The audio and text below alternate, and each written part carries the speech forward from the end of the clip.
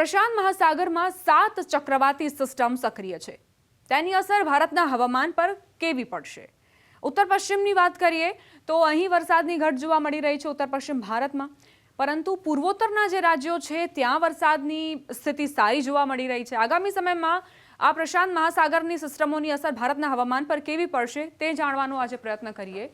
7 system આપ જોઈ રહ્યા છો કે જે સક્રિય છે. પૈલો, નાંકા અને લાલા અને હેરનાન, આ જે ચક્રવાતી સિસ્ટમ છે તે સક્રિય છે. આ સિવાય 93W, 92W, 90P આ 3 એવી સિસ્ટમ છે કે જે હજુ ચક્રવાતનું રૂપ ધારણ નથી કરી શકી. ધીમે ધીમે તે ચક્રવાતનું રૂપ ધારણ કરી શકે તેવી સંભાવનાઓ છે.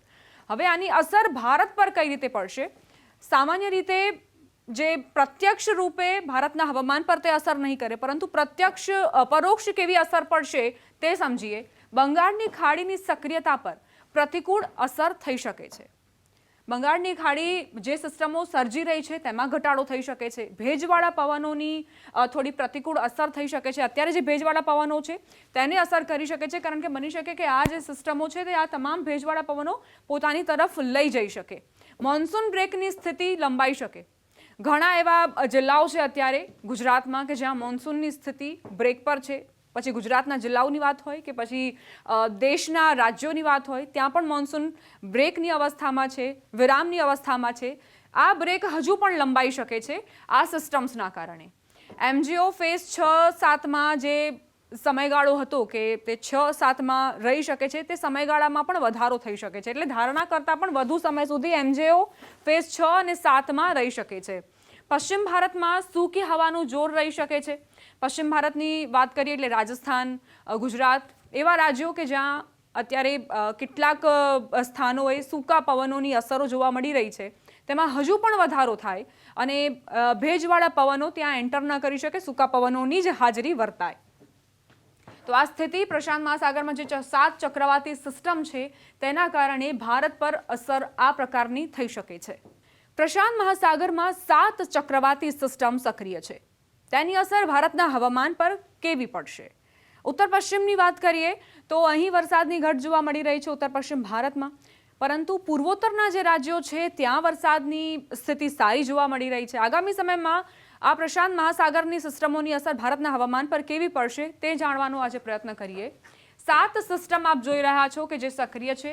પૈલો, નાંકા અને લાલા અને હેરનાન, આ જે ચક્રવાતી સિસ્ટમ છે તે સક્રિય છે. આ સિવાય 93W, 92W, 90P આ 3 એવી સિસ્ટમ છે કે જે હજુ ચક્રવાતનું રૂપ ધારણ નથી કરી શકી.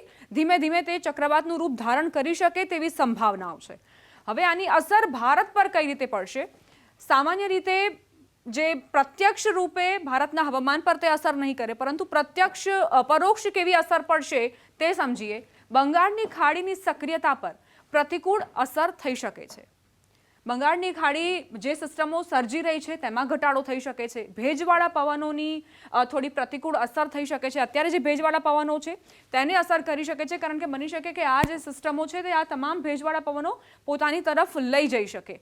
મોન્સૂન બ્રેકની સ્થિતિ લંબાઈ શકે. ઘણા એવા જિલ્લાઓ છે અત્યારે ગુજરાતમાં કે જ્યાં મોન્સૂનની સ્થિતિ બ્રેક પર છે. પછી ગુજરાતના જિલ્લાઓની વાત હોય કે પછી દેશના રાજ્યોની વાત હોય, ત્યાં પણ મોન્સૂન બ્રેકની અવસ્થામાં છે, વિરામની અવસ્થામાં છે. આ બ્રેક હજુ પણ લંબાઈ શકે છે આ સિસ્ટમ્સના કારણે. MJO ફેઝ 6-7માં જે સમયગાળો હતો કે તે 6-7માં રહી શકે છે, તે સમયગાળામાં પણ વધારો થઈ શકે છે. એટલે ધારણા કરતાં પણ વધુ સમય સુધી MJO ફેઝ 6 અને 7માં રહી શકે છે. પશ્ચિમ ભારતમાં સૂકી હવાનું જોર રહી શકે છે. પશ્ચિમ ભારતની વાત કરીએ એટલે રાજસ્થાન, ગુજરાત એવા રાજ્યો કે જ્યાં અત્યારે કેટલાક સ્થાનોએ સૂકા પવનોની અસરો જોવા મળી રહી છે, તેમાં હજુ પણ વધારો થાય અને ભેજવાળા પવનો ત્યાં એન્ટર ન કરી શકે, સૂકા પવનોની જ હાજરી વર્તાય. તો આ સ્થિતિ પ્રશાંત મહાસાગરમાં જે 7 ચક્રવાતી સિસ્ટમ છે તેના કારણે ભારત પર અસર આ પ્રકારની થઈ શકે છે.